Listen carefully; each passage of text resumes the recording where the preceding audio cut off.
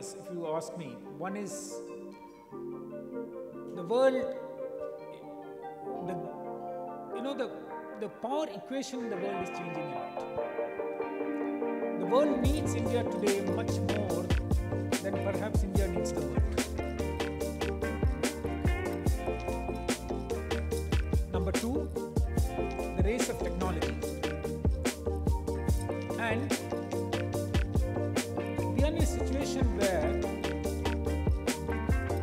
the tech will dominate the working of organizations in multiple ways. Be it Industrial Revolution 4, you call it 5, whatever it is, the tech is going to dominate it. The third is demographics.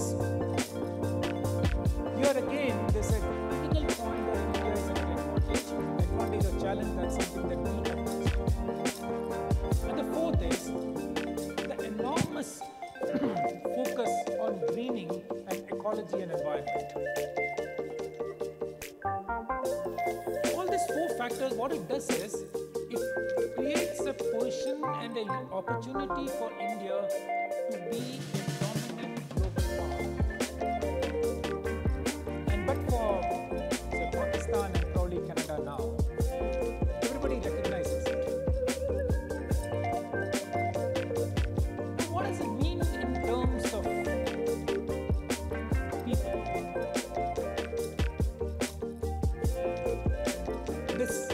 Because some of these factors will actually create job losses.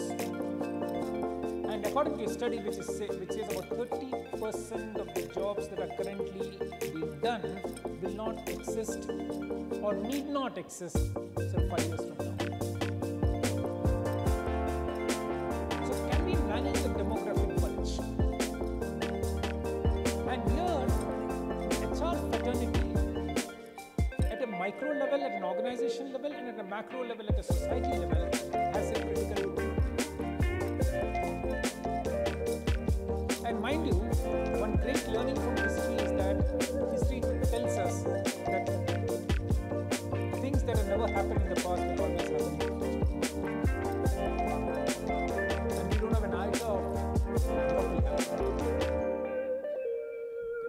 So, bit of a challenging environment, but great opportunity. And it is in this context that I would like to ask my panel members to reflect upon how can HR contribute to the overall India story. Whoever wants to start first, maybe there, Yuvaraj.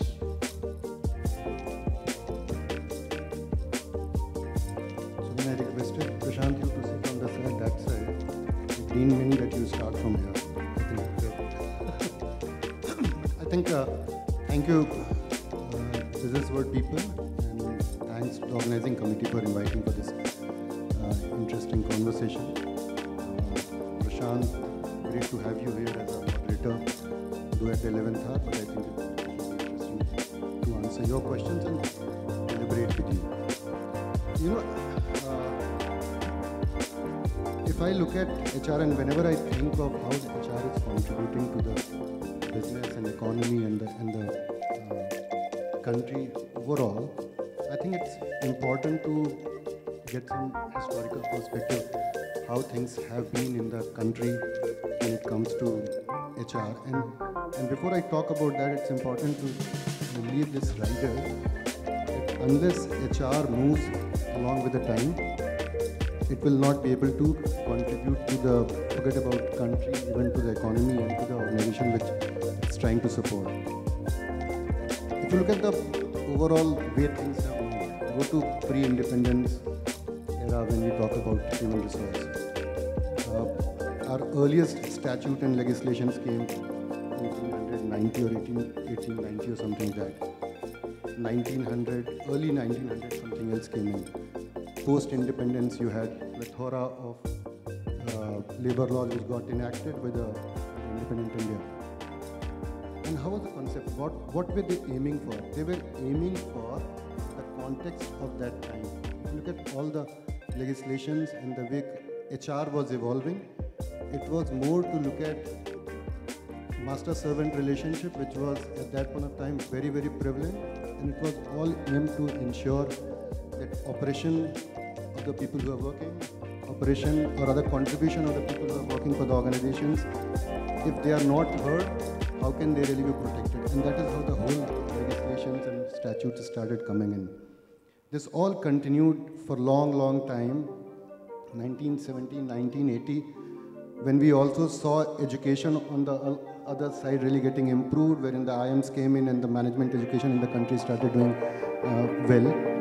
We also saw that 80s saw a whole lot of focus on manufacturing in the country, and that resulted into trade unionism and trade activities across the country, because I think that is how the HR at that point of time was thought.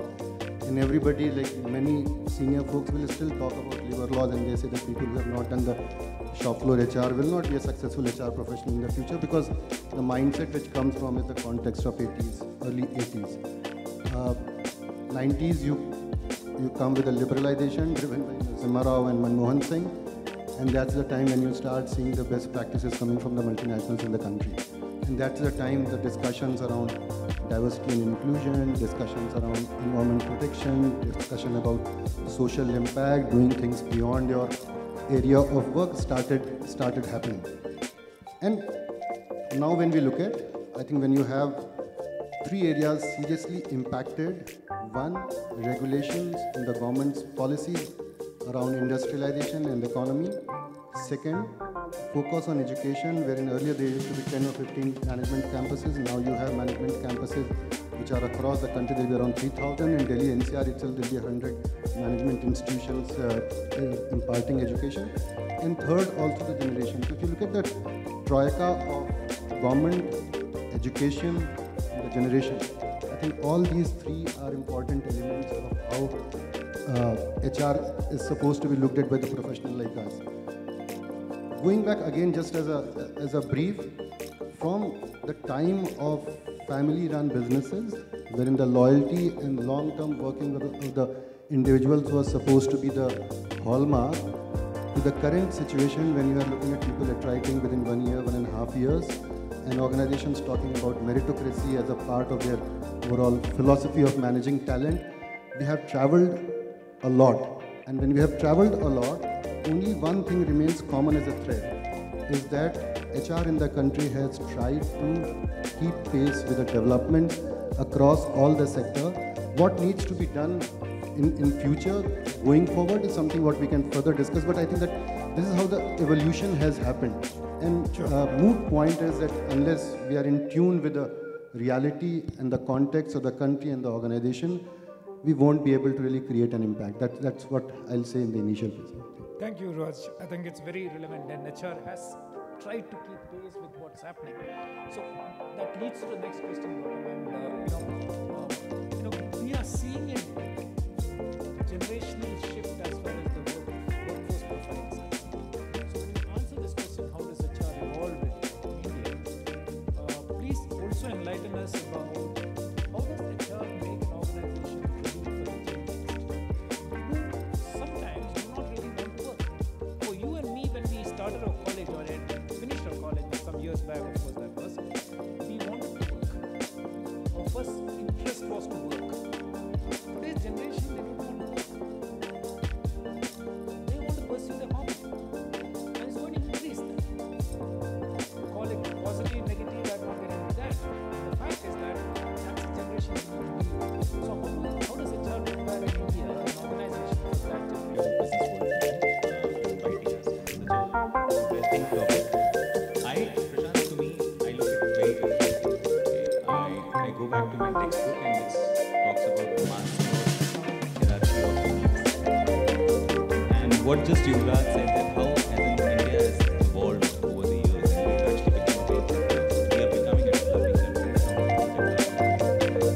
What has really is made now, everyone has able to fulfill their dreams, able to accomplish things which they require. When we all started, we started with very basics, and today most of the families are able to meet their needs very, very well if they are doing their work right. I know for the fact that if I have passed out from the college and whoever I know, everyone is doing well. Yeah.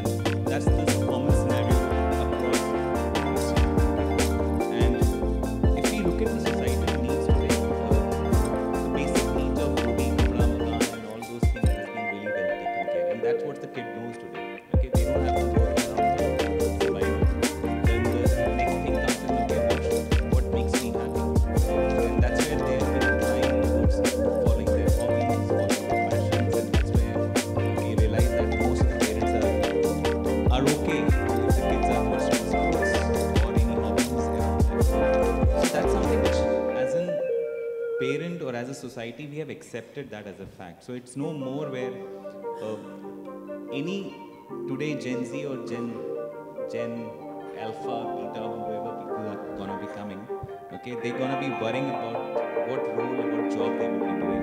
Okay, and their entire focus will be that will that make them happy, will that make them engaged, will that make them excited in terms of what they are doing. And again, that's what for me is that's what it relates to the master of. I think if we continue to look at the future of work, okay, and I think a lot of work which has already started. If we take work, if the consulting work, the way we have started evolved and accepted, okay, as an HR, how we have accepted that if there is a break in the career, it's okay, right?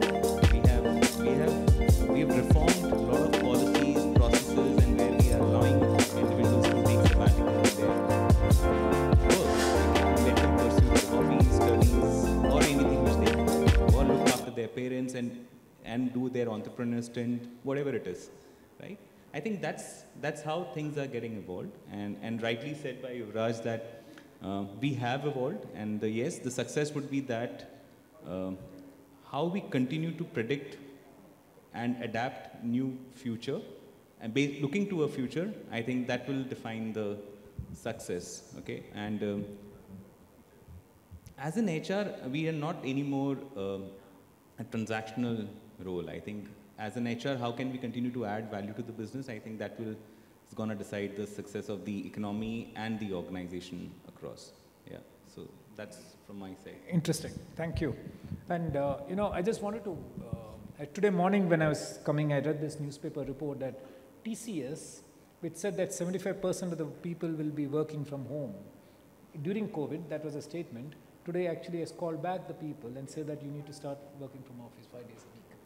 So sometimes I think that, you know, organizations have this tendency to go back into this mode of stability. Okay. We are constantly seeking stable organizations. We are constantly seeking practices which are tested and proved. Okay. So, but tomorrow's organization need to be anti-fragile. And for creating organizations which are anti-fragile, you need flexible policies. You need changes in the way organization is designed. What's your response to that? Sorry, I'm... No, I think absolutely right. I think more of us, first of all, we all have to accept that's the reality. Okay, and I think as an HR leaders, I think a lot of times we find it difficult with the set mindset, okay? Not just one person or two person, it's the overall how we would like to operate in a closed environment or probably closed mindset. I would say it's the way we have traditionally operated, okay? I think it's an evolution which is happening. I think technology is really helping us. I think for me, I think the way technology has made possible in terms of managing resources, building connect, and at the same time driving productivity, organization also seeing a lot of benefits around it, okay? Let's take an example of COVID, right? We all have been forced to move into a remote work culture, right? None of the organization were actually doing completely doing remote sessions or video calls around that. That all started again, okay? And that still continued, okay? And that's still continuing. A lot of works and a lot of partners, vendors are doing those meetings again through continuing those meetings through virtually, right? I think there has been a change. So needle smooth, that's what you so thanks. So sorry for pushing you a bit on that. Great. So let me come to the third question, and you know, and this is for Ramkumar. You know, there is an India which is beyond organizations, right? Okay. And the question is, and as a company, I know that your company has an enormous work on the social aspects, and how do you balance the business outcome with the social objectives, really? How does it make, you know, it's not just a good to do thing. How do you make it intrinsic part of the organization? You could share some experience as well. See, I'm totally from an engineering industry. So, right, been for the past, say, 4 decades, I'm there in the same company. So, I've been born and brought up in the industry. Very interesting question what you have asked, Prasanth. Really. So, it's really for us, you know, we have different divisions and different groups in Larsen and Toubro. So, it's very, very important for us to change with the times. It's an extremely important aspect for us to change with the times. From the times we have seen HR has been only doing policies and procedures for our company, large company, so much of groups, a lot of people, so many divisions, so many comparisons will keep coming. So we have all seen many issues of the organizations talking about entrepreneurial mindset.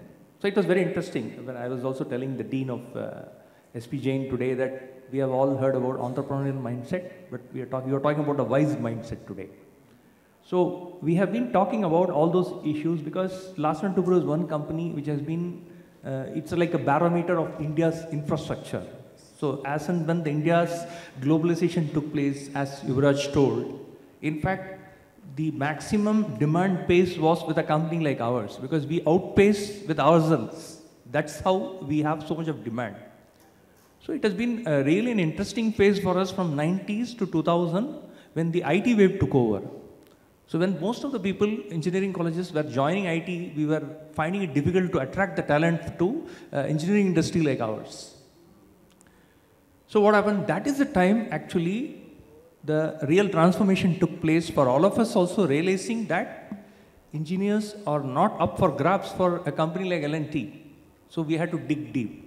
Then we had to venture into many of the deep inside places. That is when we started learning a lot of social values associated with it, actually, really speaking.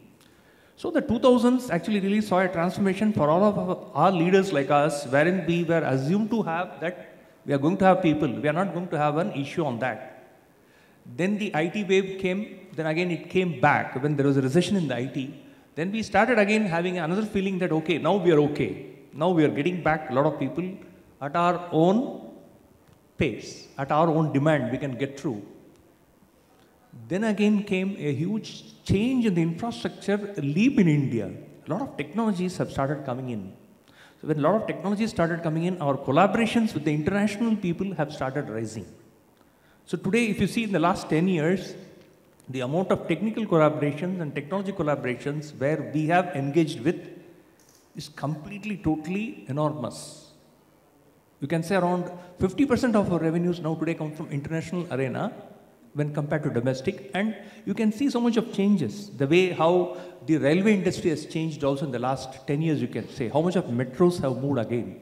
So wherever we go in, whichever place we set our foot, a lot of social theme has come in. So we are all talking about only CSR, if you see in the last decade.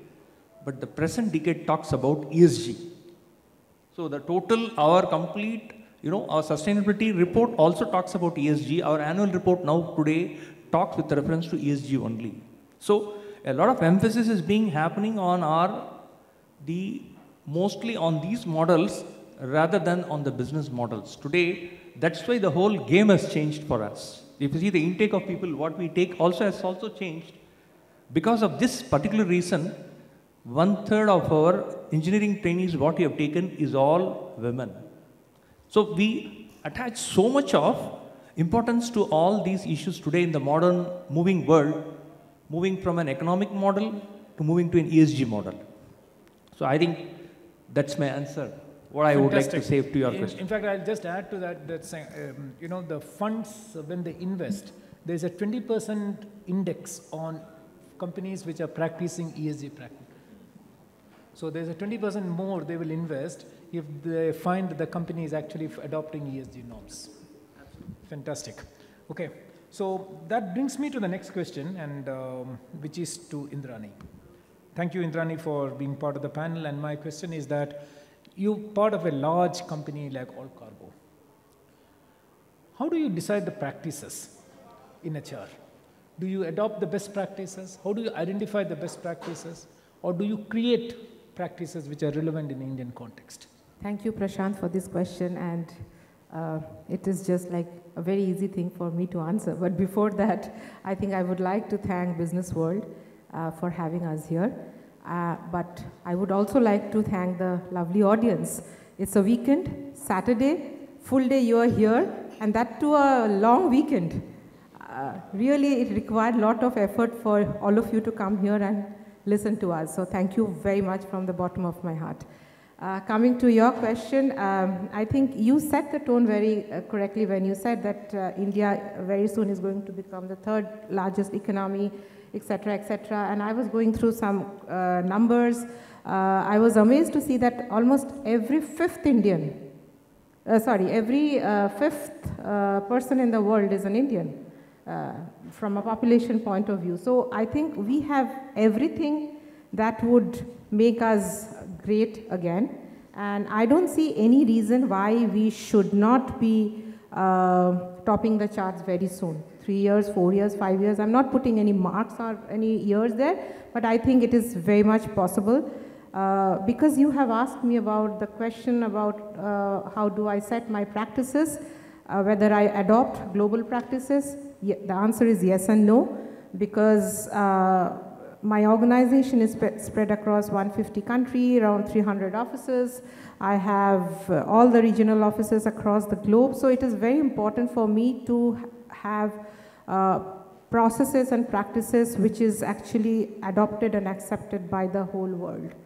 And hence it is important that I set the practices or I set the policies in such a manner that it is not only accepted by each region but also generations, because we are also a multi-generational workforce.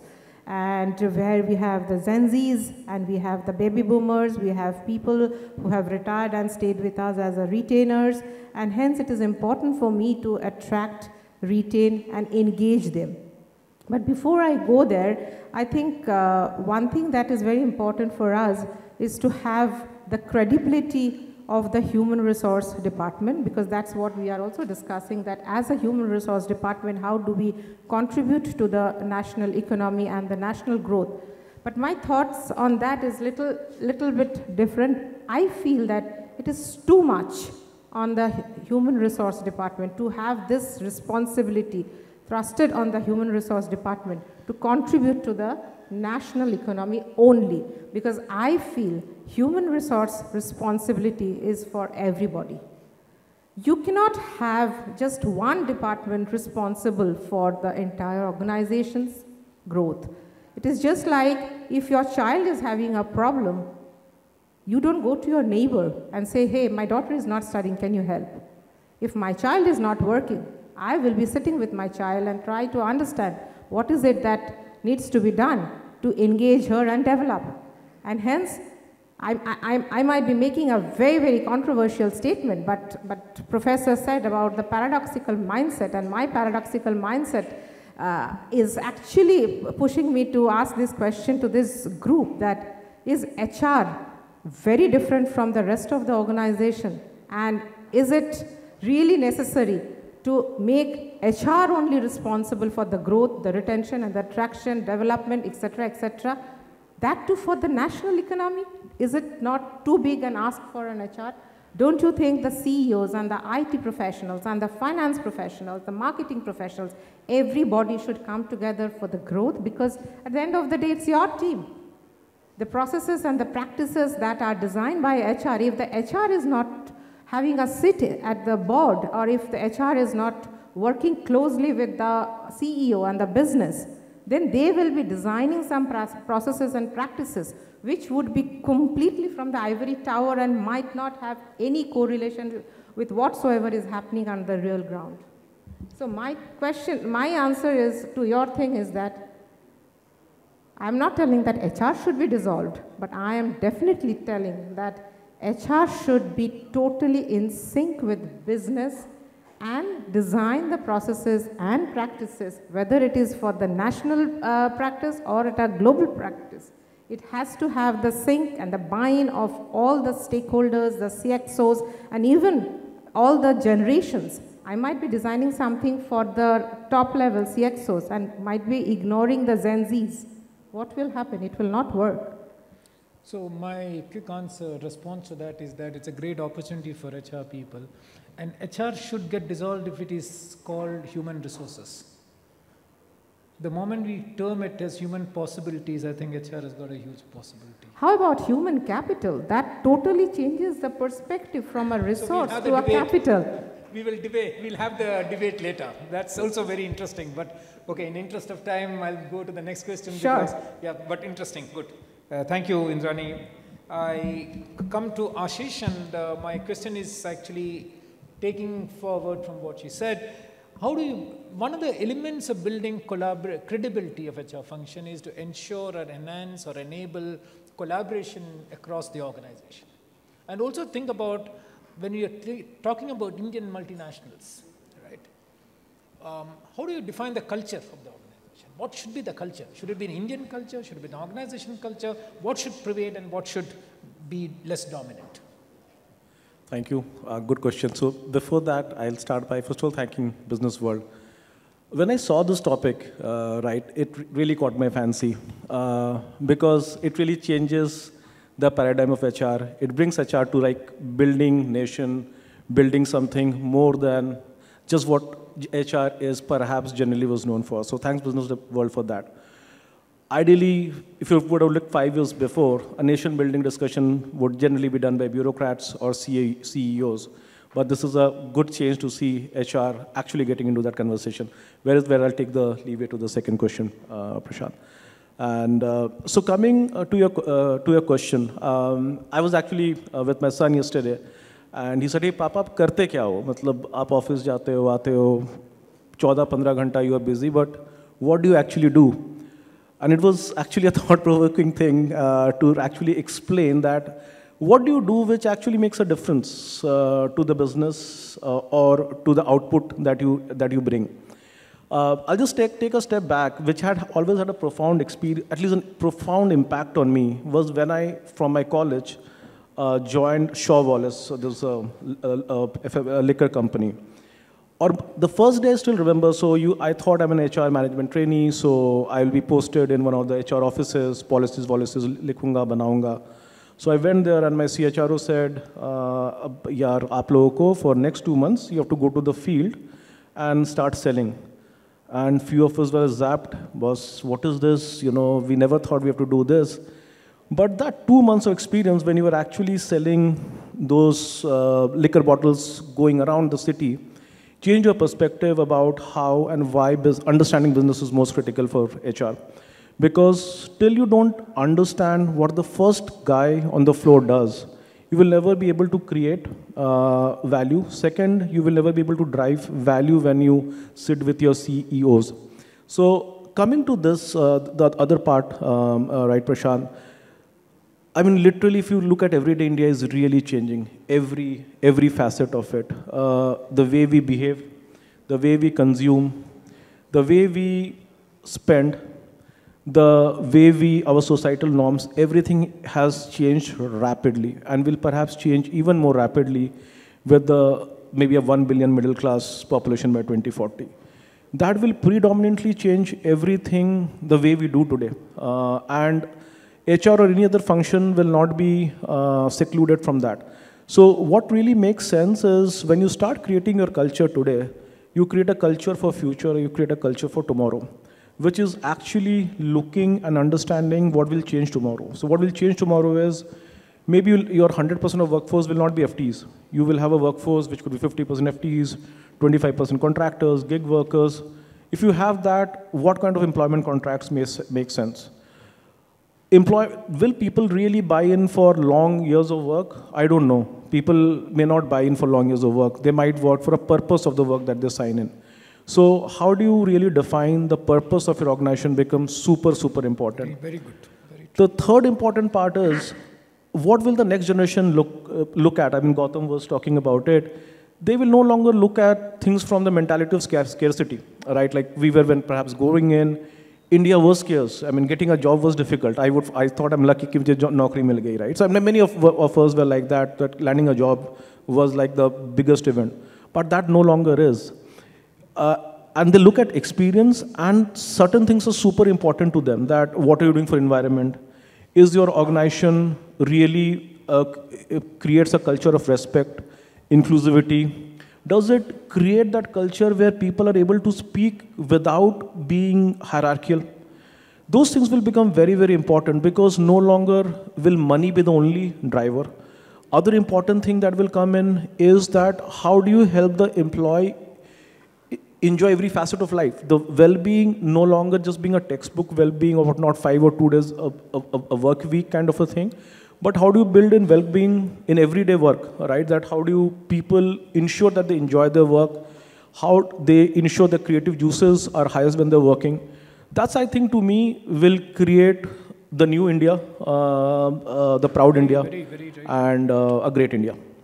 I think one of the things, answering your question, to take it forward from, HR should make sure that we focus on the purpose of the organization, the objectives of the organization, rather than on the means. Very often, we tend to focus on the means and policies and things like that, rather than on the larger purpose. I think that's a paradigm shift that we need to bring in.